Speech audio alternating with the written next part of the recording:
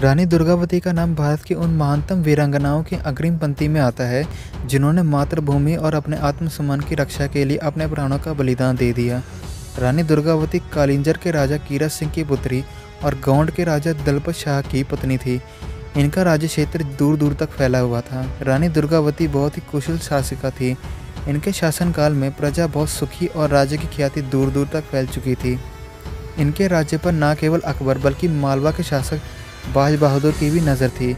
रानी ने अपने जीवन काल में कई युद्ध लड़े और उनमें विजय पाई। रानी दुर्गावती का जन्म चंदेल राजा कीरत राय कीर्ति सिंह के परिवार में कालिंजर के किले में 5 अक्टूबर 1524 ईस्वी में हुआ था। राजा कीरत राय की पुत्री का जन्म दुर्गा अष्टमी के दिन होने के कारण उनका नाम दुर्गावती रखा गया। वर्तमान में कालिंजर उत्तर प्रदेश के बांदा जिले में आता है। इनके पिता राजा कीरत राय का नाम बड़े ही सम्मान से लिया जाता था। दुर्गावती का बचपन उस माहौल में बीता था जिस राजवंश ने अपने मान सम्मान के लिए कई लड़ाइयाँ लड़ी। कन्या दुर्गावती ने इसी कारण बचपन से ही अस्त्र शस्त्र की शिक्षा प्राप्त की। कन्या दुर्गावती जब विवाह योग्य हुई तब 1542 ईस्वी में उनका विवाह गोंड राजा संग्राम शाह के पुत्र दलपत शाह के साथ हुआ। दोनों पक्ष की जाति अलग अलग थी। राजा संग्राम शाह का राज्य बहुत ही विशाल था। उनके राज्य में 52 गढ़ थे और उनका राज्य वर्तमान मंडला, जबलपुर, नरसिंहपुर, होशंगाबाद, भोपाल, सागर, दमोह और वर्तमान छत्तीसगढ़ के कुछ हिस्सों तक फैला हुआ था। गौंड राजवंश और राजपूतों के इस मेल से शेरशाह सूरी को करारा झटका लगा।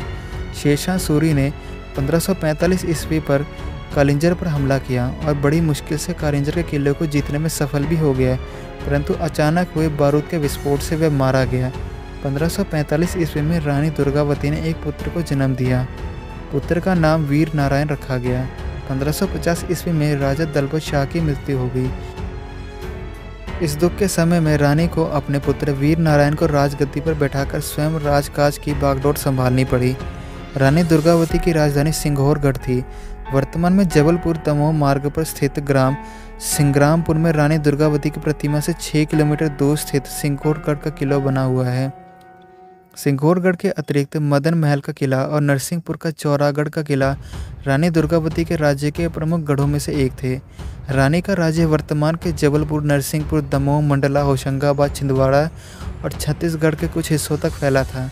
रानी के शासन का मुख्य केंद्र वर्तमान जबलपुर और उसके आसपास का क्षेत्र था।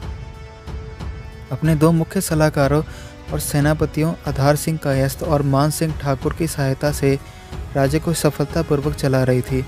रानी दुर्गावती ने 1550 ईस्वी से 1564 ईस्वी तक सफलतापूर्वक शासन किया। रानी दुर्गावती के शासनकाल में प्रजा बहुत सुखी थी। उनका राज्य भी लगातार प्रगति कर रहा था। रानी दुर्गावती के शासनकाल में उनके राज्य की ख्याति बहुत ही दूर दूर तक फैल चुकी थी। रानी दुर्गावती ने अपने शासनकाल में कई मंदिर, इमारतें और तालाब बनवाए थे। इनमें सबसे प्रमुख है जबलपुर का रानी ताल, जो रानी दुर्गावती ने अपने नाम पर बनवाया। उनके शासनकाल में गौंड राजा, राजपूत और कई मुस्लिम सेनापति भी पदों पर आसीन थे। रानी दुर्गावती को उसकी कई विशेषताओं के कारण जाना जाता है। वह बहुत सुंदर होने के साथ साथ बहादुर और योग्य शासिका थी। शेरशाह सूरी के कालिंजर के दुर्ग पर मरने के बाद मालवा पर शुजात खान का अधिकार हो गया, जिसे उसके बेटे बाज बहादुर ने सफलतापूर्वक आगे बढ़ाया। गोंडवाना राज्य की सीमा मालवा को छूती थी और रानी के राज्य की ख्याति दूर दूर तक फैल चुकी थी। बाज बहादुर ने रानी दुर्गावती को कमज़ोर समझा और उनके राज्य पर आक्रमण करने की योजना बनाई। बाज बहादुर इतिहास में रानी रूपमती के प्रेम के लिए जाना जाता है। 1556 ईस्वी में बाज बहादुर ने रानी दुर्गावती पर हमला कर दिया। रानी की सेना बड़ी बहादुरी के साथ लड़ी और बाज बहादुर को युद्ध में हार का सामना करना पड़ा और रानी दुर्गावती की सेना की जीत हुई। युद्ध में बाज बहादुर की सेना को बहुत नुकसान हुआ। इस विजय के बाद रानी का नाम और प्रसिद्धि दोनों बढ़ गई। 1562 ईस्वी में अकबर ने मालवा पर आक्रमण कर मालवा के सुल्तान बाज बहादुर को परास्त कर दिया और मालवा पर अधिकार कर दिया। अब मुगल साम्राज्य की सीमा रानी दुर्गावती के राज्य की सीमाओं को छूने लगी। वहीं दूसरी तरफ अकबर के आदेश पर उसके सेनापति अब्दुल माजिद खान ने रीवा राज्य पर आक्रमण कर दिया। अकबर अपने साम्राज्य को और अधिक बढ़ाना चाहता था। इसी कारण वह गोंडवाना साम्राज्य को हड़पने की योजना बनाने लगा। उसने रानी दुर्गावती को संदेश भिजवाया कि वह अपने प्रिय सफ़ेद हाथी सरमन और सूबेदार आधार सिंह को मुगल दरबार में भेज दे। रानी अकबर के मंसूबों से भली भांति परिचित थी। उसने अकबर की बात मानने से साफ इनकार कर दिया और अपनी सेना को युद्ध की तैयारी करने का आदेश दे दिया। इधर अकबर ने भी अपने सेनापति आसफ खां को गोंडवाना पर आक्रमण करने का आदेश दे दिया। आसफ खां एक विशाल सेना लेकर रानी पर आक्रमण करने के लिए आगे बढ़ा। रानी दुर्गावती जानती थी कि उनकी सेना अकबर के सेना के सामने बहुत छोटी है। युद्ध में एक और जहां मुगल की विशाल सेना आधुनिक अस्त्र शस्त्र से लैस थी, वहीं उस दूसरी तरफ रानी दुर्गावती की सेना बहुत छोटी और पुराने परंपरागत हथियारों से तैयार थी। उन्होंने अपनी सेना को नरई नाला घाटी की तरफ कूच करने का आदेश दिया। रानी दुर्गावती के लिए नरई नाला युद्ध हेतु बहुत ही सुविधाजनक स्थान था, क्योंकि यह स्थान एक और नर्मदा नदी की विशाल जलधारा से और दूसरी तरफ गौर नदी से घिरा हुआ था और नरई नाला के चारों तरफ घने घने जंगल थे। मुगल सेना के लिए यह क्षेत्र लड़ने के लिए बिल्कुल कठिन था। जैसे ही मुगल सेना ने घाटी में प्रवेश किया, रानी के सैनिकों ने उस पर धावा बोल दिया। लड़ाई में रानी की सेना के फौजदार अर्जुन सिंह मारे गए। अब रानी ने स्वयं ही पुरुष वेश धारण कर युद्ध का नेतृत्व किया। दोनों तरफ से सेनाओं को काफ़ी नुकसान हुआ। शाम होते ही रानी की सेना ने मुगल सेना को घाटी से खदेड़ दिया और इस दिन की लड़ाई में रानी दुर्गावती की विजय हुई। रानी रात में ही दोबारा मुगल सेना पर हमला कर उसे भारी नुकसान पहुंचाना चाहती थी, परंतु उसके सलाहकारों ने उसे ऐसा करने से मना कर दिया। अपनी हार से तिलमिलाई मुगल सेना के सेनापति आसफ खान ने दूसरे दिन विशाल सेना इकट्ठी की और बड़ी बड़ी तोपों के साथ रानी पर दोबारा हमला बोल दिया। रानी दुर्गावती भी अपने प्रिय सफ़ेद हाथी सरमन के पर सवार होकर युद्ध मैदान पर उतरी। रानी के साथ राजकुमार वीर नारायण भी थे। रानी की सेना ने कई बार मुगल सेना को पीछे धकेला।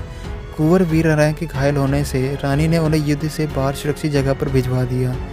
युद्ध के दौरान एक तीर रानी दुर्गावती के कान के पास लगा और दूसरा तीर उनकी गर्दन में लगा। तीर लगने से रानी कुछ समय के लिए बेहोश हो गई।